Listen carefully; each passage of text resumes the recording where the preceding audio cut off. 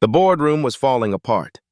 Richard Blackwood, Billionaire CEO, was trying to translate for his mother, Eleanor. She's deaf since childhood, signing rapidly about the $50 million project. But Richard's basic sign language wasn't enough. He was missing half her words. Bradford Sterling, second-largest shareholder, waved dismissively at Eleanor. "Richard, maybe you should have brought a real interpreter. This is embarrassing." He turned to Eleanor like she was confused. "Don't worry, honey. The real adults will handle this." Eleanor's hands moved faster, desperate. Nobody was watching. The board had tuned out. Then a voice from the corner. "That's not fair." Every head turned. A 10-year-old black boy stood near the door. Worn jacket, Devon Anderson, the cleaning lady's son. He was about to step in. What that 10-year-old did next exposed a $2 million fraud and made a billionaire cry. 20 minutes earlier, Rosa Martinez had clocked in at Blackwood Enterprises at 6 in the morning. She was one of 12 custodial staff responsible for 42 floors of Manhattan real estate. Her supervisor asked her to stay late for a big board meeting on the executive level. Rosa said yes, she needed the overtime. Every dollar went into an envelope labeled Alicia's Future. Her deaf daughter's cochlear implant consultation in 3 months could cost $80,000. She'd brought Devon because the after-school program was closed. He was supposed to wait in the break room on the 38th floor, doing homework, staying invisible. But Devon got curious. He followed voices up the service stairwell and found himself outside the biggest boardroom he'd ever seen. Devon Anderson was small for 10 years old, barely 4'8", wearing a navy jacket 2 years old with frayed cuffs. His sneakers came from the PS 122 donation bin in Harlem, where he was a top 5th grade student despite missing school twice monthly to care for his sister when Rosa worked doubles. He'd learned early how to be invisible, how to read a room and understand power dynamics. But he'd also learned something that was about to make invisibility impossible. For 3 years, since Alicia was born deaf, Devon had been learning American Sign Language, from YouTube videos at the library, from books he read by flashlight under his blankets, from Miss Patricia, a retired UN interpreter who volunteered at the community center and recognized something special in the quiet boy asking questions nobody else thought to ask. Mostly, he'd learned from Alicia. 3 hours daily after school while Rosa worked her diner job, Devon was his sister's voice, ears, and bridge to a world not built for her. He'd learned to read not just signs, but facial expressions that changed meaning. Signing speed indicating emotion. Regional variations making ASL as complex as any spoken language. Now, watching through the glass door, Devon saw something that tightened his stomach. A woman was signing. Fast, fluent, complex ASL with decades of precision. The man translating, her son, was getting it completely wrong. Inside, Eleanor Blackwood was explaining that profit shouldn't be measured only in dollars, that community investment was sustainable future investment. Richard was translating it as potential profit in the long run. She signed about human dignity and social responsibility. He reduced it to return on investment. Eleanor had built Blackwood Enterprises from $5,000 borrowed from a Queens credit union 50 years ago. 26 years old, deaf since childhood meningitis, determined to prove disability didn't mean inability. She'd started flipping one Brooklyn apartment, then 5, then buildings. By 40, she owned property across 3 boroughs.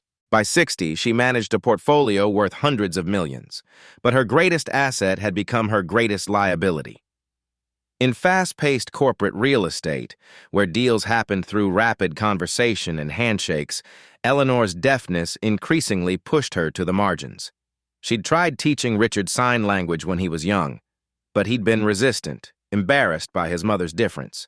He'd learned enough for family settings, nowhere near enough for complex business concepts. Bradford Sterling had waited months for this moment. He'd joined the board 3 years ago after buying 12% stake, making him second-largest shareholder after Eleanor's trust.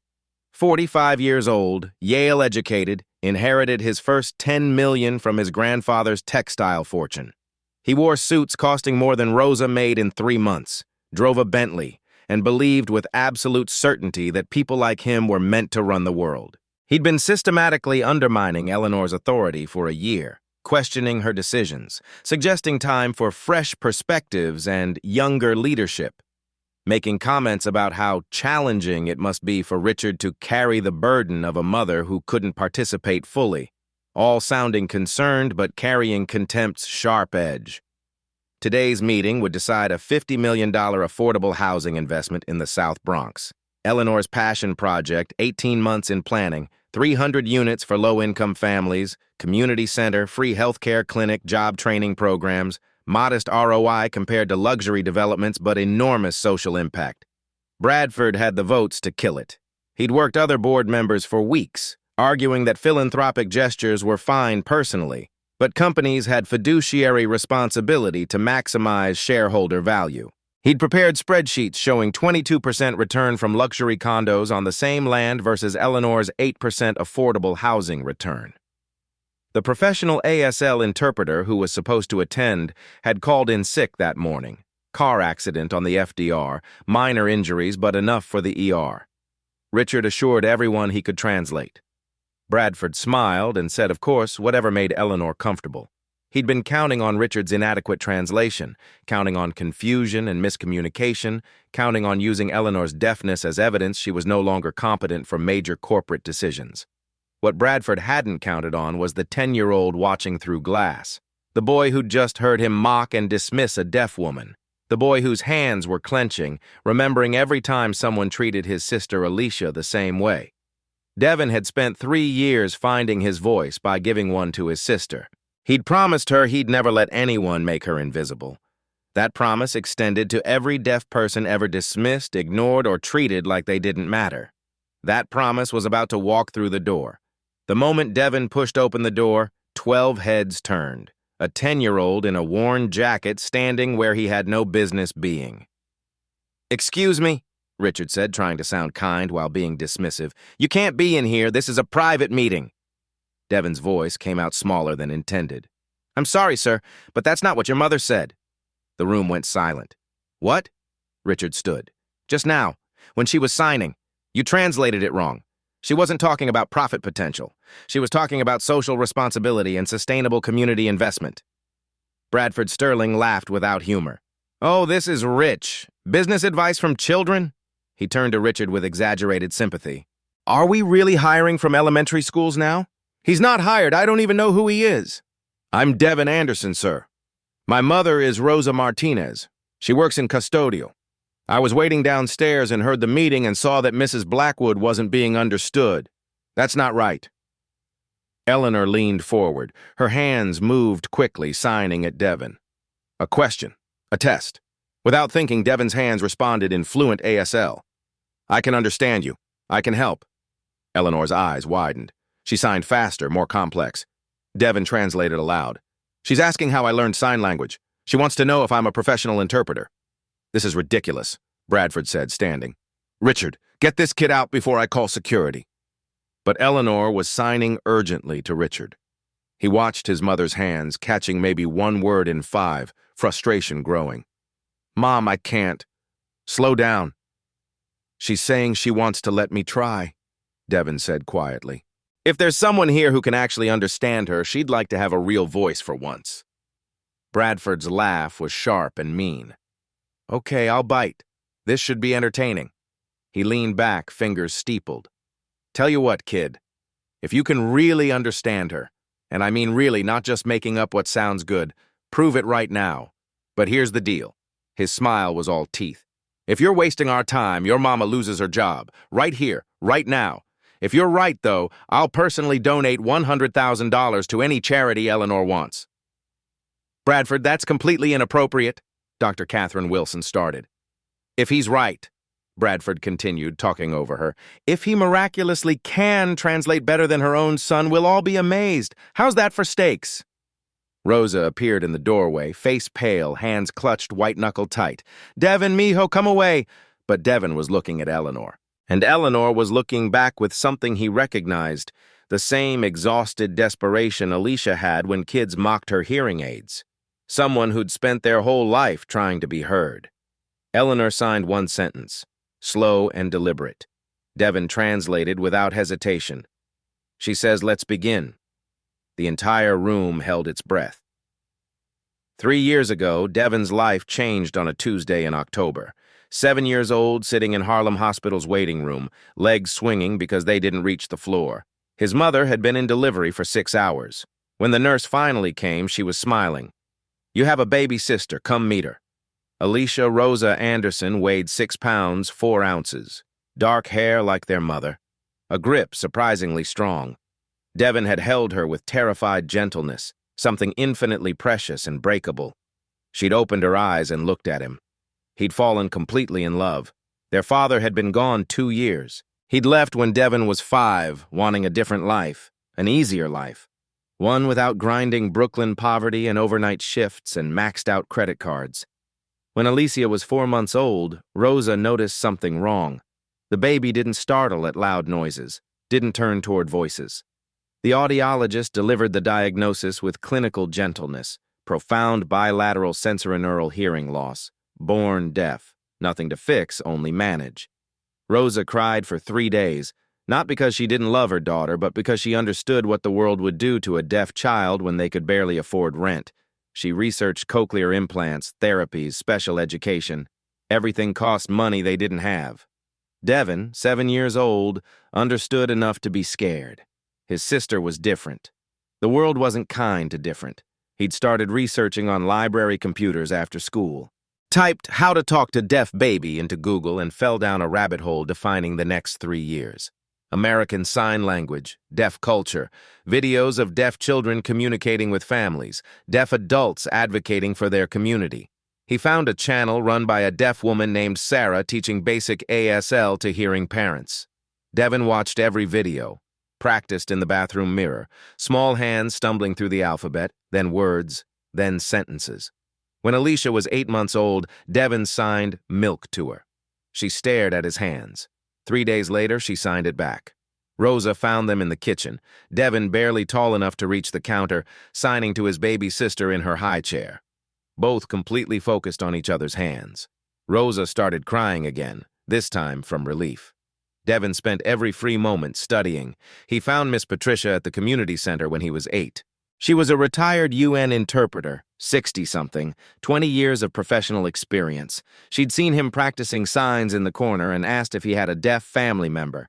When he told her about Alicia, she offered weekly tutoring, free, because every deaf child deserved family members who could communicate fluently. Miss Patricia was rigorous and demanding. She taught not just signs, but grammar structure, regional dialects, facial expressions, cultural context that made ASL a complete language, not just hand gestures. She made him practice until his hands ached, corrected improper classifiers, pushed him to think in ASL, not translate English into signs. By 9, Devon was interpreting Alicia's doctor appointments, parent-teacher conferences at her deaf preschool, phone calls with family in Mexico. Rosa wanted to update. He'd become his sister's voice, and found a purpose bigger than himself. Miss Patricia told him once, "The best interpreters don't just translate words, Devon. They translate intent, emotion, dignity. They give people back their agency." Devon carried that like a promise. Every deaf person deserved to be heard. Every voice mattered. If the world wasn't listening, someone needed to step in and make them listen. Standing in that boardroom, watching Eleanor's desperate hands and Bradford's contemptuous face, Devon heard Miss Patricia's voice again. Someone needs to step in. He'd spent 3 years preparing for this moment without knowing it was coming. Let me add more emotional depth. 3 years ago, Devon's life changed on a Tuesday in October. 7 years old, sitting in Harlem Hospital's waiting room, legs swinging because they didn't reach the floor. His mother had been in delivery for 6 hours. When the nurse finally came, she was smiling. "You have a baby sister. Come meet her." Alicia Rosa Anderson weighed 6 pounds, 4 ounces. Dark hair like their mother, a grip surprisingly strong. Devon had held her with terrified gentleness, something infinitely precious and breakable. She'd opened her eyes and looked at him.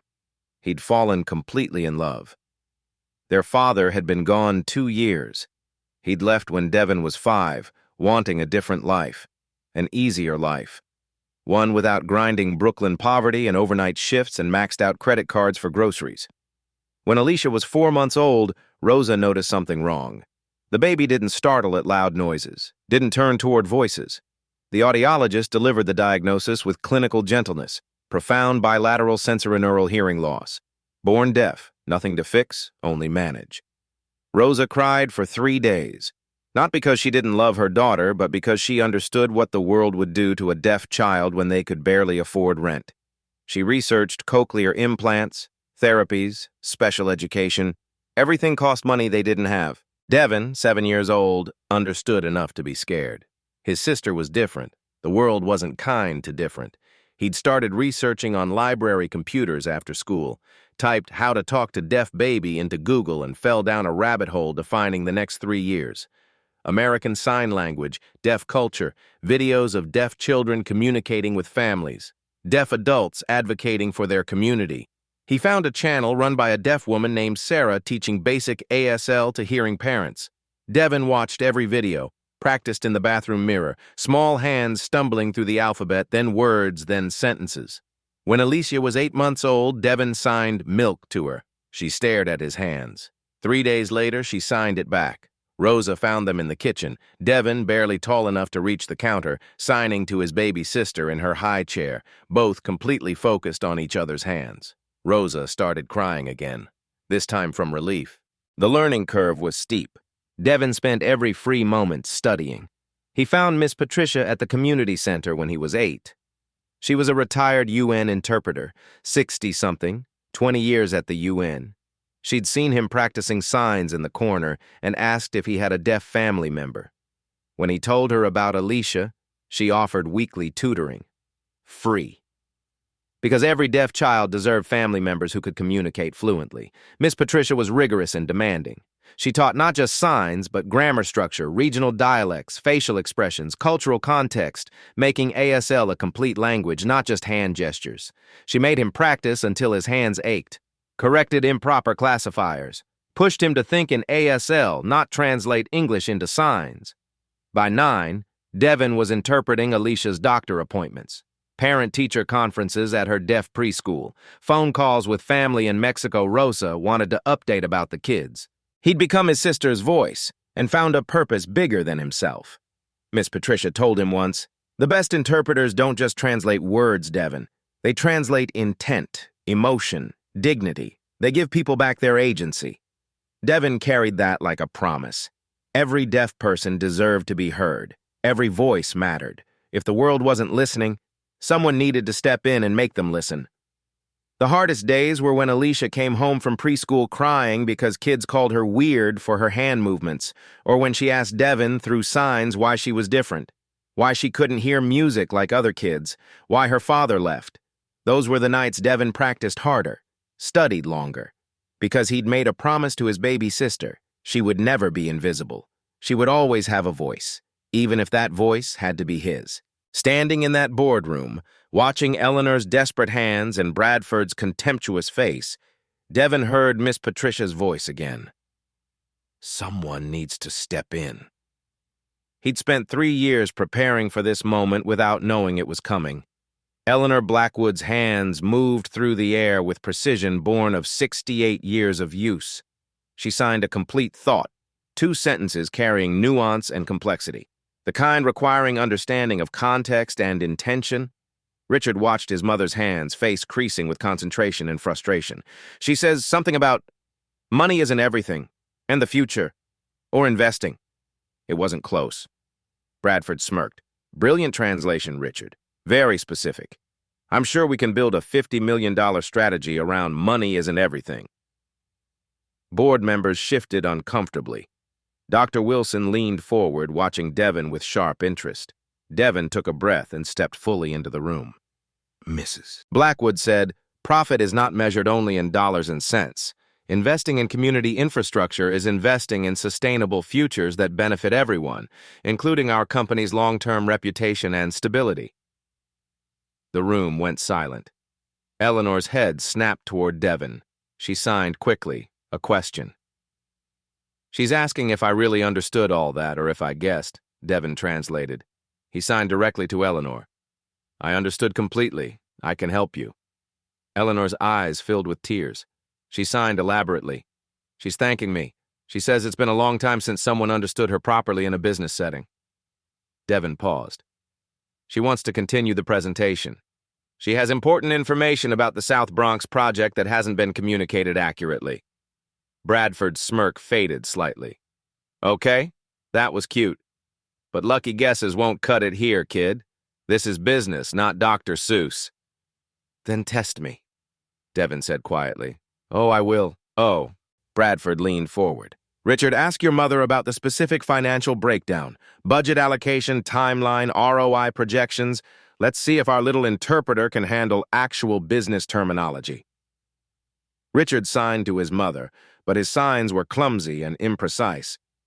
Eleanor watched with visible frustration, then began signing rapidly, her hands moving through complex spatial references and numerical classifiers representing buildings, budgets, and demographics. Richard was lost within seconds. Mom, slower, I don't... Devon's voice cut in, clear and organized. Mrs. Blackwood is explaining the project architecture. 3 buildings on a 2-acre site in the South Bronx. Building A, 120 units focused on single-parent families. Building B, 100 units for elderly residents with ground-floor accessible facilities. Building C, 80 units for people with disabilities, fully ADA compliant. Total 300 units. He paused, his hands unconsciously mirroring Eleanor's signs. Budget breakdown, $50 million total. $34 million construction, $8 million for community facilities including health clinic, job training center, children's education programs, $6 million for ongoing operations and maintenance for the first 3 years, $2 million contingency fund.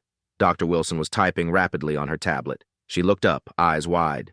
That's exactly what's in Eleanor's written proposal, word for word, down to specific budget categories. Board members exchanged glances. Gregory Taylor, on the board 15 years, spoke up. How does a 10-year-old know technical ASL well enough to translate financial terminology? Bradford jumped in. He doesn't. He obviously memorized Eleanor's proposal somehow. This is staged. I've never seen Mrs. Blackwood's proposal, Devon said. I'm just translating what she's signing right now. Prove it. Bradford's voice had an edge. Richard, I'm going to ask Eleanor something she can't have prepared for. Something not in any written proposal. Ask her about property tax implications in year 3, accounting for the city's projected tax rate increases and potential market fluctuations. A trap. Complex enough that even if Devon had seen Eleanor's proposal, it wouldn't cover this specific hypothetical. Richard would have to sign it, and odds were he'd mangle the question so badly Eleanor's answer wouldn't make sense. Richard signed to his mother, struggling with terminology. Devon could see him leaving out words, simplifying concepts because he didn't know proper classifiers, but Eleanor understood enough. She paused, thinking, hands still.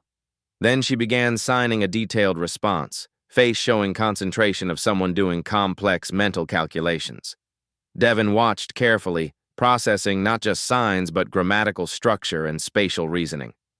Mrs. Blackwood says property taxes will increase approximately 3.2% annually based on the city's historical patterns. However, the affordable housing project qualifies for New York State tax credits under the Low-Income Housing Tax Credit Program, which will offset the increases. When you factor in federal tax benefits and the city's inclusionary zoning bonuses, the net impact is actually savings of approximately $1.8 million over the first 5-year period. Dead silence. Dr. Wilson checked her tablet, pulling up what looked like a tax analysis spreadsheet. Her face paled. He's absolutely correct. Those are exact numbers from the financial consultant's tax impact report. Eleanor, did you memorize all this? Eleanor signed with a small smile. Devon translated. She says she built an $800 million company by understanding numbers. Just because she can't hear doesn't mean she can't calculate. Bradford's face was turning red. This doesn't prove anything.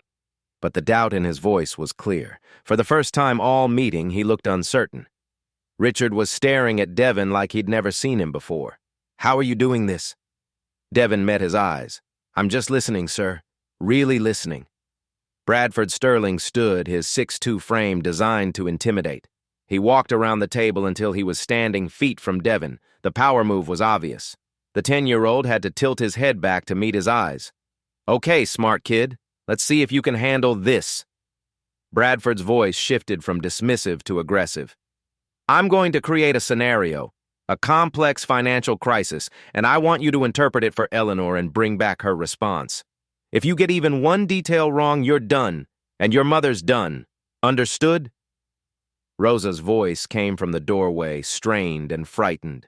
Bradford, please. He's just a child. Then he shouldn't be playing in adult spaces. Bradford didn't even look at her. Richard, ask your mother the following. If interest rates spike to 8% next quarter, and construction costs increase 15% due to supply chain disruptions, what's her contingency plan for keeping the project financially viable? And I want specifics, not vague platitudes about believing in the community. Designed to be impossible.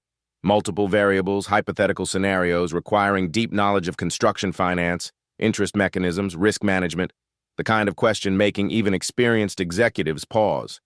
Richard attempted to sign the question, but his vocabulary was so limited he was essentially asking, what if money problems happen? Eleanor looked frustrated, signed something back asking for clarification. Bradford smiled. See? Even with her son translating, she can't understand a complex business question. That's because the question wasn't translated properly, Devon said. Devon. He turned to Eleanor and began signing. His hands moved with confidence born of 3 years learning that precision mattered. He fingerspelled interest rate and supply chain because those were technical terms, then used proper classifiers for increase and percentage change. He built the hypothetical scenario spatially, using signing space to represent different financial variables. Eleanor's eyes lit with understanding. She nodded sharply, then began signing a response. Not a simple answer. A complete financial strategy. Devon watched, processing, then turned to translate. Mrs. Blackwood says Mr. Sterling's question is based on a faulty premise.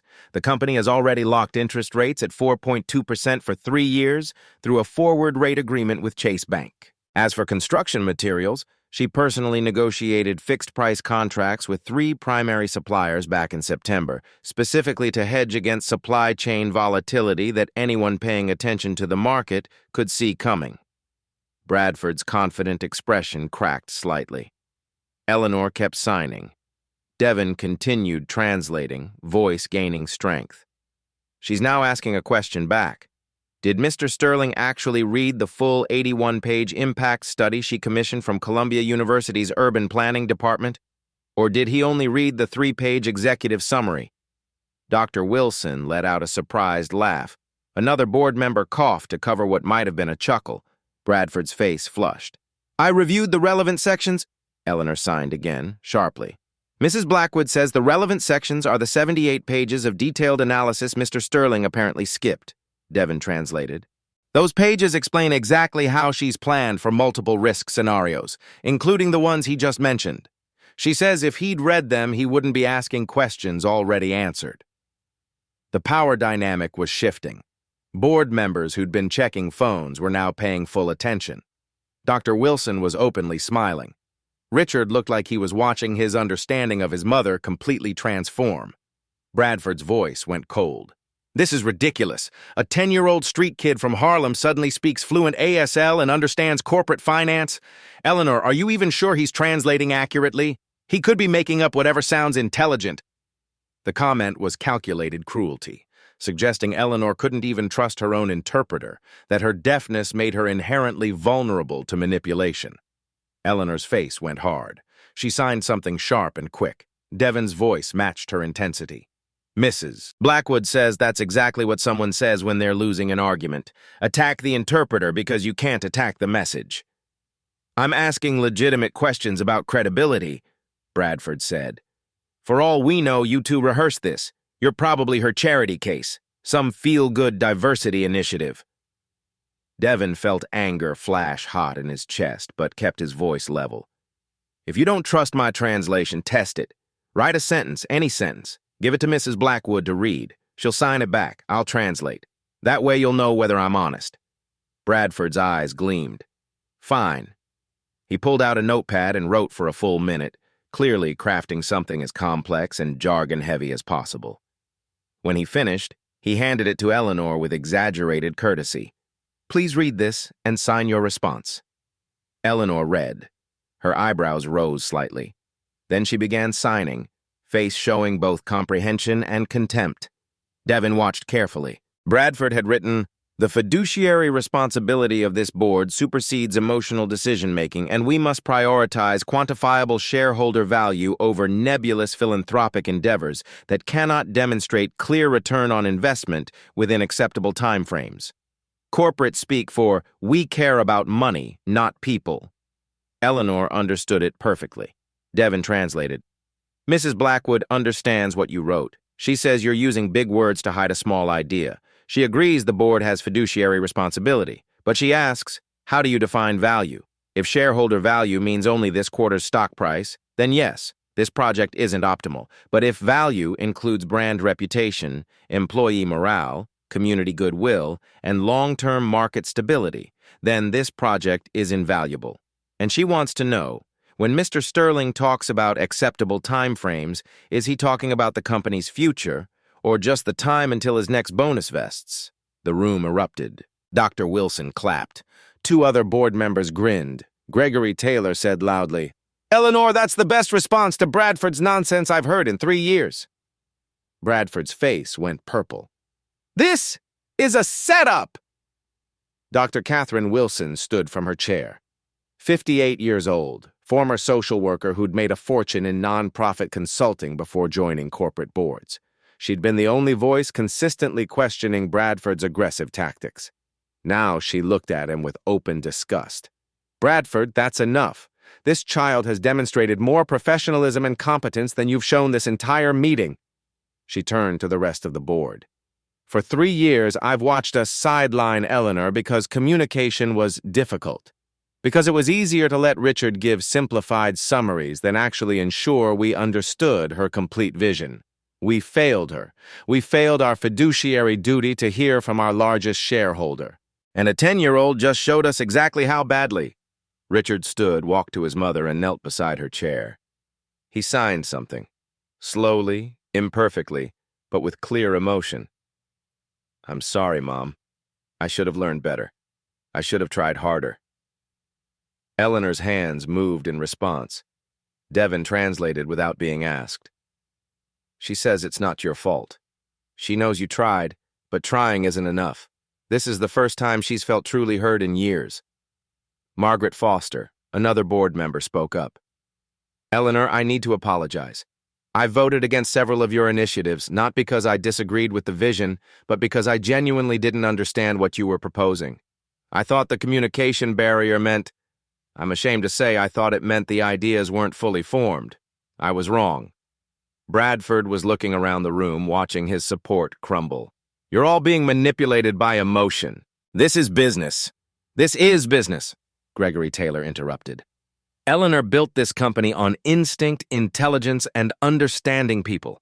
Those skills don't require hearing, they require attention. Something you've never given her." Eleanor began signing again. Not to Devon, but to the entire room. She stood, moved to the head of the table where the presentation screen was, and began a full presentation in ASL. Her hands moved with the confidence of someone who'd been waiting years to finally be understood. Devon stood beside her, translating in real time like a professional interpreter. She's saying, this project is not charity, it's justice, recognizing that stable housing creates stable communities, which create stable economies. The 300 families who will live in these buildings will have children who go to better schools. They'll have healthcare access preventing emergency room visits. They'll have job training creating taxpayers instead of people dependent on social services. The return on investment isn't measured in one quarterly report. It's measured in generations. Eleanor's signing became more animated, more emotional. Devon matched her energy. She grew up poor in Queens. She knows what it's like to be invisible, to have people talk about you instead of to you. When she lost her hearing at age 8, the world stopped listening completely. People assumed deaf meant stupid. They made decisions for her instead of with her. She built this company by refusing to be invisible. This housing project is about refusing to let 300 families be invisible. Eleanor signed her final point. Devon delivered it with quiet power. She says, "Profit without purpose is just greed. And she didn't build this company on greed." The room erupted in applause. Dr. Catherine Wilson stood from her chair. She was 58, a former social worker who'd made a fortune in nonprofit consulting. She'd been the only voice consistently questioning Bradford's tactics. Now she looked at him with open disgust. "Bradford, that's enough. This child has demonstrated more professionalism and competence than you've shown this entire meeting." She turned to the board. "For 3 years, I've watched us sideline Eleanor because communication was difficult, because it was easier to let Richard give simplified summaries than actually ensure we understood her complete vision. We failed her, and a 10-year-old just showed us exactly how badly." Richard stood, walked to his mother, and knelt beside her chair. He signed something, slowly, imperfectly, but with clear emotion. "I'm sorry, Mom. I should have learned better." Eleanor's hands moved in response. Devon translated without being asked. "She says it's not your fault. She knows you tried. But this is the first time she's felt truly hurt in years." Margaret Foster spoke up. "Eleanor, I need to apologize. I voted against several of your initiatives, not because I disagreed, but because I genuinely didn't understand what you were proposing. I thought the communication barrier meant the ideas weren't fully formed. I was wrong." Bradford was looking around, watching his support crumble. "You're all being manipulated by emotion. This is business," Gregory Taylor interrupted. "Eleanor built this company on instinct, intelligence, and understanding people. Those skills don't require hearing. They require attention, something you've never given her." Eleanor began signing again, not to Devon, but to the entire room.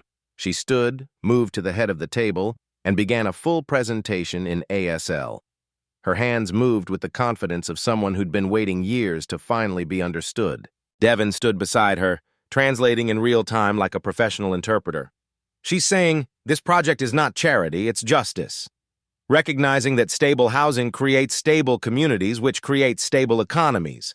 The 300 families who'll live in these buildings will have children who go to better schools, healthcare access preventing emergency room visits, job training creating taxpayers instead of people dependent on social services. The return on investment isn't measured in one quarterly report, it's measured in generations." Eleanor's signing became more animated, emotional. Devon matched her energy. She grew up poor in Queens. She knows what it's like to be invisible, to have people talk about you instead of to you. When she lost her hearing at 8, the world stopped listening. People assumed deaf meant stupid. They made decisions for her instead of with her. She built this company by refusing to be invisible. This housing project is about refusing to let 300 families be invisible. Eleanor signed her final point. Devon delivered it with quiet power. She says, "Profit without purpose is just greed, and she didn't build this company on greed." The room erupted in applause. Bradford Sterling's hands were shaking. The room that had been his to control 15 minutes ago had completely turned, but he had one card left, and he was desperate enough to play it. "Stop!" His voice cut through the applause. "This is emotional manipulation. You're all so busy crying about heartwarming stories that you're forgetting basic corporate governance." He pointed at Eleanor. "She's 76 years old. She's deaf and clearly declining mentally. I motion for an immediate competency evaluation. This vote should be postponed until we can verify she's actually capable of making informed decisions about $50 million. The room went ice cold. It was a nuclear option, crossing every line of decency. Dr. Wilson's voice was furious. "Bradford, you are out of—" Eleanor's hand rose, stopping her. The older woman's face was calm, but her eyes were steel. She began signing, slowly, deliberately, with controlled rage more powerful than any shout. Devon translated, his voice carrying every ounce of her anger. "She says, Mr. Sterling, I have been deaf for 68 years. Not one single day have I allowed it to define my intelligence. I built this company from 5,000 borrowed dollars into an $800 million empire. I can read a financial statement better than you. I understand people better than you. I understand markets better than you. And I understand something you clearly don't, that competence and compassion are not mutually exclusive." Eleanor's hands moved faster now, more intense. "For the past 6 months, I've noticed discrepancies in our Q2 and Q3 financial reports. Small things. Vendor payments that didn't quite match invoices, expense reports with unusual patterns. So I did what I've always done when something doesn't add up. I hired a private auditor, someone with no connection to this board, someone who could look at our books with fresh eyes. Bradford's face had gone from red to white. The audit report is in the drawer of this conference table. Right side, third drawer down. Richard, would you get it, please? Richard opened the drawer, pulled out a thick manila envelope. Dr. Wilson took it, opened it, and began reading. Her expression shifted from curious to shocked to furious in 30 seconds. Bradford, Dr. Wilson's voice was shaking. Did you really expense your yacht club membership as client entertainment? Did you create fake vendor invoices for consulting services that never happened? Did you embezzle $2.3 million from this company over 18 months? The room exploded. Board members were talking over each other, demanding to see the report. Bradford was backing toward the door, his confident facade shattered. Eleanor kept signing. Devon kept translating, voice growing stronger. Mrs. Blackwood says, you thought because I'm deaf I wasn't paying attention. You thought because I couldn't participate easily in meetings, I didn't know what was happening. You were wrong. I don't need ears to see patterns in numbers. I don't need a voice to expose theft, and I don't need you to speak for me. Devon paused as Eleanor's hands formed the final signs. Because I have a voice, right here. Bradford made one last desperate attempt. He looked at Devon with pure venom. You think you've won something, boy? You're just a poor black kid who'll end up exactly like your mama, cleaning toilets for people like me. You don't belong in places like this. The room gasped. The mask had come completely off. Devon stood straighter. He looked Bradford directly in the eyes and signed as he spoke, hands and voice perfectly synchronized. You're right that I don't belong, not in a place where people like you make decisions. But Mrs. Blackwood belongs. My sister belongs. Every person you've ever dismissed or underestimated belongs, and we're not going anywhere. He took a breath. Sometimes the weakest piece makes the winning move. You never saw me coming, Mr. Sterling. That's your mistake, not mine. Eleanor stood, walked to Devon, and pulled him into a hug. The entire board stood and applauded, everyone except Bradford, who was already heading for the door. Security will escort you out, Dr. Wilson said coldly. Don't bother coming back. After Bradford left, escorted by 2 security guards, the energy in the room shifted. The adrenaline drained, leaving something quieter and more profound. Dr. Wilson made a formal motion. I move to remove Bradford Sterling from this board effective immediately, pending full investigation into the financial irregularities detailed in Eleanor's audit report. All in favor? Every hand went up. Unanimous. I'll be contacting our attorneys within the hour, Dr. Wilson said. And the district attorney's office. This is criminal fraud. Eleanor sat back down, suddenly looking exhausted. She signed something to Devon, and he pulled up a chair beside her. They had a conversation in ASL, hands moving in a private language nobody else could fully follow, but the emotion was clear: gratitude, connection, understanding. Finally, Devon turned to translate. Mrs. Blackwood is asking me how old I am, how long I've been learning ASL. She wants to know about my sister. For the next 5 minutes, Devon told them about Alicia, about learning from YouTube videos and library books, about Miss Patricia at the community center who'd seen potential in a scared 8-year-old boy, about hours practicing until his hands ached, about becoming his sister's voice because the world wasn't built for deaf children. She taught me something, Devon said quietly.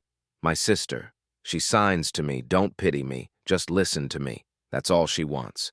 That's all any deaf person wants. Not pity, not charity, just respect, just being heard. Eleanor signed again, tears running down her face. Devon translated. Mrs. Blackwood says Miss Patricia would be proud of me and that my sister is lucky to have me. Rosa was invited into the boardroom. She'd been standing outside, terrified and proud and overwhelmed. Eleanor signed to her directly, and Devon translated. She says you raised an extraordinary son, that his compassion and intelligence didn't come from nowhere, they came from you. She says you should be very proud. Rosa started crying, pulling Devon into a hug that lifted him off the ground. Mijo, mi amor, you were so brave. Richard knelt beside his mother again. This time he didn't try to sign. He just spoke, knowing Devon would translate. "Mom, I failed you. For years, I told myself I knew enough sign language to get by. But I was lazy. I was embarrassed, and I let my embarrassment become your isolation. I'm so sorry." Eleanor's response was gentle. Devon translated. She says, "You tried. That matters. But trying isn't enough anymore. Starting tomorrow, you're hiring a full-time ASL interpreter for this company, and you're going to take professional lessons, real lessons, no more excuses." "I promise," Richard said. "Every day, I swear." Dr. Wilson addressed the room. "This board has failed Eleanor for years. We let communication barriers become an excuse for exclusion. We assumed difficulty meant inability. We were lazy, we were ableist, and we were wrong." She looked at each board member. "From this day forward, every single meeting will have professional ASL interpretation. We'll implement it company-wide, and we'll actively recruit deaf and hard-of-hearing employees at every level." Margaret Foster added, "And we'll fund a scholarship program for kids who want to become interpreters, kids like Devon who understand that language is about more than words, it's about dignity." Eleanor signed something with a small smile. Devon translated. "She says it only took 10 years and a child to teach you all what she's been trying to say from the beginning." The room laughed, the sound carrying both shame and hope. Gregory Taylor spoke up. "All in favor of approving Eleanor's South Bronx affordable housing project?" Every hand rose, unanimous again. "Approved," Dr. Wilson said. $50 million. Let's build something that matters." Eleanor looked at Devon and signed one more thing. He didn't translate out loud. Just signed back, a private conversation between two people who understood what it meant to fight to be heard. But the meaning was written on both their faces. "Thank you for listening. Thank you for speaking up. Thank you for stepping in." The story didn't end in that boardroom. In many ways, it was just beginning. Within 24 hours, security footage from the meeting had leaked, with Eleanor's permission. The video went viral, 10 million views in 48 hours. 20 million by week's end. The image of a 10-year-old black boy standing up to executives, translating for a deaf billionaire, exposing fraud and defending dignity, resonated across every demographic.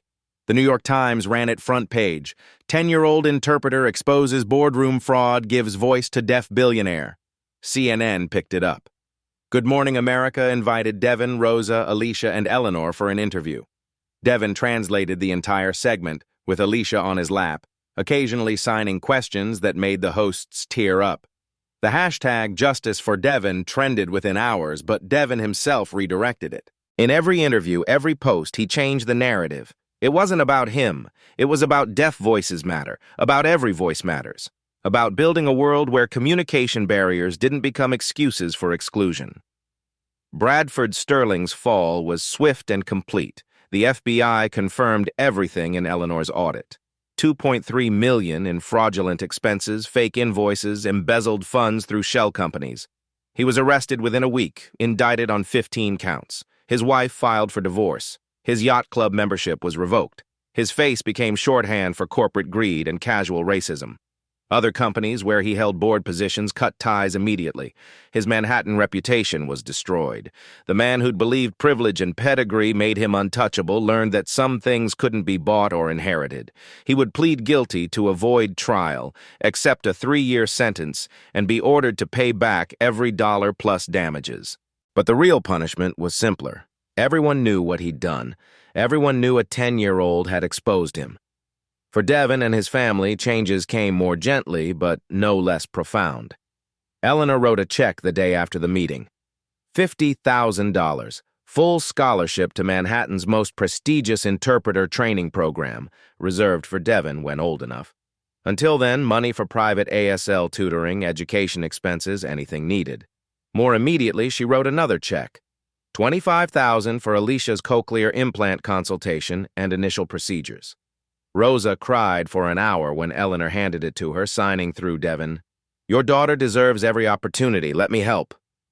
Richard offered Rosa a new position, Community Outreach Coordinator for Blackwood Enterprises. Salary, $65,000 yearly, full benefits, 9 to 5 schedule, no more overnight shifts. Her job would be building bridges between the company and communities they served, ensuring voices like hers, voices usually unheard in corporate spaces, had a seat at the table. Rosa quit her restaurant job that night. For the first time in 7 years, she'd have a schedule letting her see her children before bedtime. Within 3 months, the family moved from their cramped Brooklyn one-bedroom to a spacious two-bedroom in a better neighborhood. Alicia started at a new school with a full-time ASL interpreter and deaf education specialists. Devon stayed at PS 122 because he loved his teachers, but he started a program there, teaching free ASL classes to any student who wanted to learn. 200 kids signed up the first semester. Devon became the youngest certified community interpreter in New York State, granted a special waiver due to exceptional skills and clear need for his services. He volunteered 10 hours weekly at nonprofits, interpreting for deaf families who couldn't afford professional services. He was interviewed by Gallaudet University's Youth Outreach Program, asked to speak at a National Association of the Deaf conference, invited to the White House for a ceremony celebrating young activists. But his favorite work happened every Saturday and Sunday at the Harlem Community Center, where he taught ASL to anyone who wanted to learn, children and adults, hearing and deaf, people with deaf family members, and people who just believed language was a bridge worth building. Miss Patricia came to every class, sitting in back with tears of pride. Eleanor's affordable housing project broke ground 6 months after that meeting. The ceremony was massive. 300 families, many already selected for first-round units, local politicians, community leaders, news crews. Eleanor stood at center, flanked by Richard, Devon, Alicia, and Rosa. When it was time for her speech, she signed, and Devon translated, his voice carrying across the crowd through microphones. "This building is not named after me," Eleanor signed, and Devon spoke. "It's named after the people who taught me what matters. It's called the Anderson Community Center for Deaf Services." Devon's eyes went wide. He hadn't known. Rosa gasped, covering her mouth. Alicia, understanding enough, started crying. The community center would house not just apartments, but a full-time ASL education program, free interpreter training for low-income students, deaf-owned businesses given priority for ground-floor retail, a model for inclusive community development. Blackwood Enterprises transformed under Eleanor's renewed leadership. Every board meeting now had professional ASL interpreters. The company actively recruited deaf and hard-of-hearing employees at every level, from entry to executive positions. They partnered with 5 Harlem schools, sponsoring ASL programs and interpreter training. Within a year, over 300 kids learned basic ASL through Blackwood-funded programs. Dr. Wilson took personal responsibility for mentoring Devon, teaching him about business and financial literacy. She introduced him to community leaders, activists, educators, helped him understand that the voice he'd found, both literal and the platform given, carried responsibility. "Use it wisely," she told him. "Use it to lift others up." Devon did. He spoke at schools about disability rights and inclusion, wrote articles for education journals about ASL education importance in hearing schools, testified before city council about funding for interpreter services in public hospitals and courts. He was 10, then 11, then 12. His voice never wavered. Everyone deserves to be heard. Everyone deserves dignity. Communication is a right, not a privilege. 1 year after that boardroom meeting, Devon returned to the Harlem Community Center where he'd first learned ASL. He sat at the same table where Miss Patricia had taught him. He set up a framed photograph. Miss Patricia, who'd passed 6 months earlier, had left him a letter. "You kept the promise. You gave voice to the voiceless. I'm so proud of who you've become." A young boy, maybe 7, approached nervously. "Excuse me, are you Devon Anderson?" Devon smiled. "I am." "My little brother is deaf. He's 4. I want to learn to talk to him. Can you teach me?" Devon pulled out a chair. "Of course. Let me show you something. This is the sign for I love you. Let's start there." The voiceover returns one final time, quiet and powerful. Sometimes the most important voice in the room is the one nobody invited. Sometimes the greatest change comes from the smallest person. Sometimes all it takes is one brave child to remind us, every person matters. Every voice counts. And true communication isn't about ears or mouths or perfectly formed words. It's about hearts willing to listen, hands willing to bridge gaps, refusing to let anyone be invisible. On screen, text appears. Today, over 500 children have learned ASL through Anderson Community Center programs. Eleanor Blackwood's affordable housing has expanded to 3 additional New York locations. Devon Anderson is now 15 and has interpreted for over 2,000 deaf individuals in legal, medical, and educational settings. The conversation continues. The final image is Devon and Alicia, now 13 and 9, signing to each other at a community event. They're laughing, hands moving in perfect synchronization. Around them, dozens of children, hearing and deaf, are communicating in ASL. The camera slowly pulls back. The community center is full of life, full of voices in every language and form, full of people who've been heard, been seen, been valued. One child stepped in, and the world shifted.